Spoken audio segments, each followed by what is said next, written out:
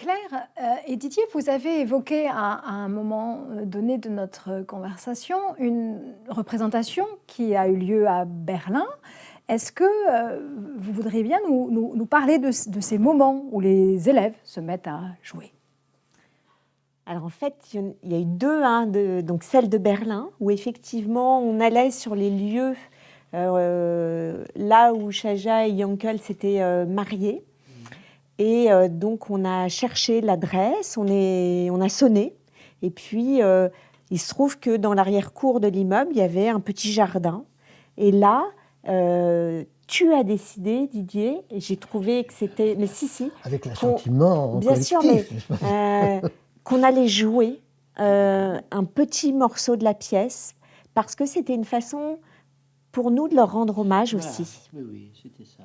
Les élèves ont éprouvé le besoin aussi. Enfin, c'est Oui. pas, voilà, c'est pas quelque chose qu'on leur a imposé. Enfin, Alors, oui, alors c'est vrai, mais ah oui, peut-être que spontanément, je ne sais pas ça. En tout cas, ça a été un moment assez fabuleux. oui, Moi, assez suspendu, et oui. pour les élèves, c'est un des moments qui reste gravé dans leur mémoire, c'est-à-dire à la fois le fait qu'on ait retrouvé le lieu où ils s'étaient mariés, parce qu'ils s'étaient mariés chez des amis, tu te souviens? Oui. Il y avait sur un des rares documents qu'on avait, c'était le faire-part de mariage, et il y avait l'adresse. L'immeuble était le même, donc il n'avait pas été détruit, ce qui aurait pu être le cas. Donc symboliquement pour nous, enfin moi je trouvais que c'était hyper important de faire ce geste mémoriel. Et là, tout d'un coup, les élèves acteurs se sont donc vous avez joué avec les élèves acteurs, enfin et nous on est venus les spectateurs et c'était un moment mémoriel. Moi j'ai trouvé fabuleux en fait. Oui, parce qu'il y a une sorte de retour aux sources. Enfin, d'un seul coup, on ne savait plus très bien. C'était sur cette personne, il y avait d'une certaine façon une identification là pour le coup. Là Oui. pour le coup, il y avait une identification. Alors oui, et tu te rappelles, je ne sais pas si tu te souviens, mais l'idée qu'on a eue en fin, là où il est né, donc on a fait ce voyage-là et on n'a pas pu aller en Pologne, parce qu'à l'origine, on aurait aimé aller dans le tout petit shtetl où il est né. Et on avait correspondu avec un des professeurs d'histoire, et on a fait partir là-bas des éléments de notre projet, c'est-à-dire que et la pièce de théâtre et un petit peu les œuvres qu'on avait réalisées à Berlin, on les a envoyées symboliquement à Kopčevica. Oui. Et donc on a fait ces deux, je ne sais pas comment on pourrait dire, mais en fait, retour aux sources, voilà, d'un voyage à l'envers en fait. Oui. Je crois savoir que si on revient sur le sujet des représentations, qu'il y a eu aussi un temps à Térésine. Ah oui. Ah oui. Alors, Theresienstadt, c'est intéressant. Donc l'idée, c'était... donc là, on travaillait pas encore de biographie, mais une pièce de théâtre. On n'avait pas encore commencé. Très particulière. Oui. Très, très particulière. Qui est une pièce de théâtre donc, d'un auteur, Juan Mayorga, qui s'appelle Immelweck. Donc, sur l'Immelweck. Enfin, non, pas sur l'Immelweck, mais oui. C'est-à-dire que c'est une pièce qui raconte, de façon très explicite comme ça, la mise en scène qui s'est passée donc à Térésine lorsque le délégué de la Croix-Rouge est venu voir que s'il se passait des choses épouvantables, etc., enfin on ne disait pas encore contre l'humanité, mais enfin je veux dire, il était de ça qu'il était question, et à ce moment-là il a été berné, il a voulu l'être, enfin je ne sais pas exactement, enfin bref, bon. Mais donc la pièce, enfin après ça c'est le travail d'historien bien sûr, mais la pièce parlait de ça, c'est-à-dire de cette façon de mettre en scène les déportés, enfin les gens qui étaient dans ce camp de concentration et dont qu'on menaçait effectivement d'exterminer leur famille si jamais ils ne se prêtaient pas au jeu. Donc de faire croire à ce visiteur de la Croix-Rouge que tout allait bien. Dieu, c'était pas un camp de vacances, mais enfin voilà, quoi, il se passait des choses comme dans un camp de concentration, rien de plus. Donc il y avait une façon une menace constante, etc., une façon de faire pression pour que les détenus jouent un rôle. C'est-à-dire comme au théâtre, finalement. Il fallait qu'ils fassent du théâtre, d'une certaine façon. Et il y en a qui l'ont fait, qui ont fait de la musique. Enfin, il y a eu beaucoup de musique à Térésine. Enfin, bon. Ils jouaient au football, ils jouaient, etc. Enfin, bref, ils donnaient le change. Voilà. Après, évidemment, ils ont été exterminés juste après.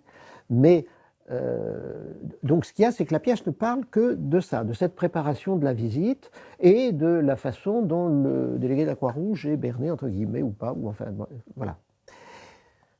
Donc, ça, c'est intéressant parce qu'effectivement, c'est intéressant. C'est une pièce qui parle directement du lieu là où nous étions ensuite dans la visite. Enfin, je veux dire, on était resté du reste habité dans ce camp. Complètement.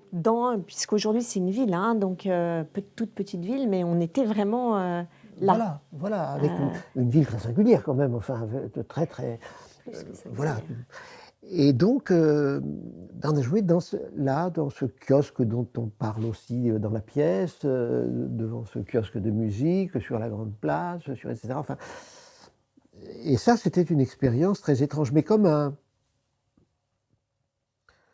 une espèce d'effet de réel, plus qu'une construction, quoi. Enfin, la pièce elle-même étant tellement explicite, du reste, enfin, bon, voilà, on peut s'interroger, est-ce que c'est mieux ou moins bien, enfin, peu importe du reste, mais de monter une pièce extrêmement explicite comme celle-ci, ou bien de s'intéresser à une biographie où la construction est évidemment beaucoup plus personnelle et forte, etc.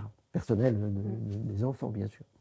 Mais voilà, c'est les deux options. En tout cas, ce qui est intéressant, en tout cas dans la pièce dans le travail, c'est que précisément les enfants avaient donc, théâtralement, c'est ça qui m'intéressait, c'est qu'ils avaient à jouer des rôles de personnes à qui on demandait d'être acteurs pour travestir la réalité. D'un point de vue historique, donc, parce que tu te rappelles, on s'était posé la question, est-ce qu'on montre le film de Lanzmann, parce qu'il a fait sur un vivant qui passe, donc on s'est posé la question, en fait, et puis finalement ils étaient jeunes, donc on a montré un tout petit extrait, mais on a fait un énorme travail de présentation de ce qu'avait été effectivement ce camp, vitrine Potemkin, repeint, etc. Parce que c'est complexe pour des élèves de 3e d'imaginer comment tout a été maquillé en fait par les nazis et que effectivement Rossel il s'est laissé berner ou pas, a priori on voit que non, hein. Enfin bon, il avait lui, mais de montrer jusqu'où a été la perversité des nazis. Mais pour des élèves de 14-15 ans, c'était assez complexe. Mais donc on y a passé beaucoup de temps en histoire. Et le fait de jouer, ce que tu as dit, moi je trouve que c'est hyper intéressant. L'écho là, enfin l'histoire là, c'est d'être dans ce camp. Et tu te rappelles où on logeait, l'hôtel ? C'était l'hôtel de l'ancien état-major allemand. On était collés au...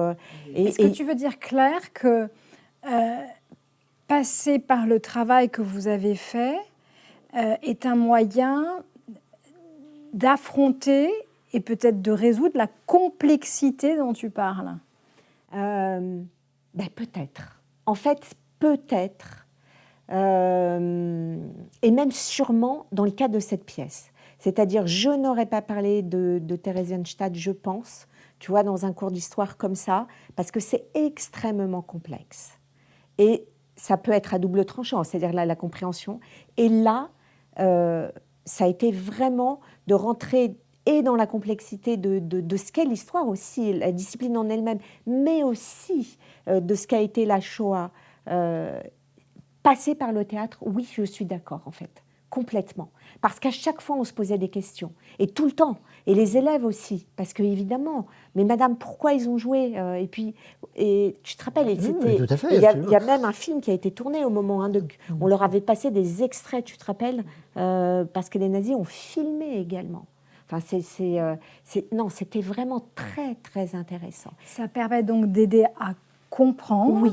Quelque chose qui est très difficile à comprendre et c'est une des questions centrales de l'enseignement de la Shoah quand on est professeur.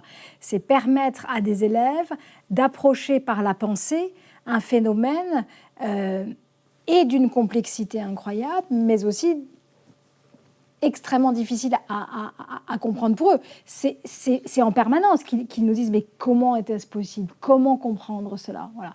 Donc est-ce que le théâtre est ce détour pour approcher ? En tout cas, moi j'ai l'impression, pardon je te coupe encore, d'ouvrir, c'est-à-dire que les élèves, là, vont poser des questions. Et vraiment, depuis qu'on fait ce travail, là, depuis 8 ans, les élèves, on prend du temps. Et l'art, le théâtre en tout cas, effectivement, ça les questionne davantage. Ça, je suis mais totalement d'accord. Il y a énormément de sujets qu'on approfondit et qu'on n'approfondirait pas, et des questions d'élèves qui, en cours, ne surgissent pas. Enfin, pas comme ça. Là, c'est vraiment... je me souviens aussi même d'une arrestation qu'on avait mis en scène et où les élèves, tout d'un coup, réalisaient des choses et allaient plus loin dans le questionnement. Oui, tout à fait. Didier, vous aviez envie de réagir? Oui et non, j'abonde enfin, dans ce sens-là, quoi. Mais surtout, par exemple, tu parlais de l'arrestation. Effectivement, c'est intéressant parce que les enfants étaient choqués parce que d'un seul coup, ils se rendaient compte que les arrestations, ce n'est pas simplement la réalité des téléfilms américains. Et qu'il y a une réalité, quoi, enfin, qui est plus évidente, enfin, plus vraie.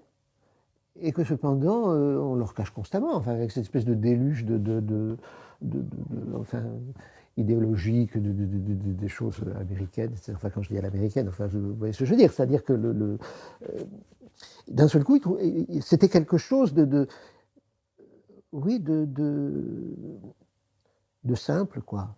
C'est-à-dire que finalement, c'est très simple de... Enfin, je pense que d'être arrêté, comme c'est très simple de mourir, enfin, très simple, ça veut dire, bien sûr, je me comprends, mais c'est-à-dire que c'est quelque chose qui peut arriver, quoi. Enfin, voilà, qui est à la portée de main, enfin, ou de compréhension, alors ça ne veut pas dire qu'on comprend davantage cette histoire, mais enfin, du moins, je pense qu'ils étaient sensibles à côtoyer une réalité, quoi. Enfin, quelque chose qui n'était pas la leur. Qui n'était pas la leur. Très, très éloigné d'eux, et pourtant qu'ils doivent comprendre, à laquelle ils doivent être confrontés et qu'ils doivent affronter. Voilà, c'est ça. Parce que c'est quand même une entreprise de démystification, disons, d'une certaine façon, quoi, quand même.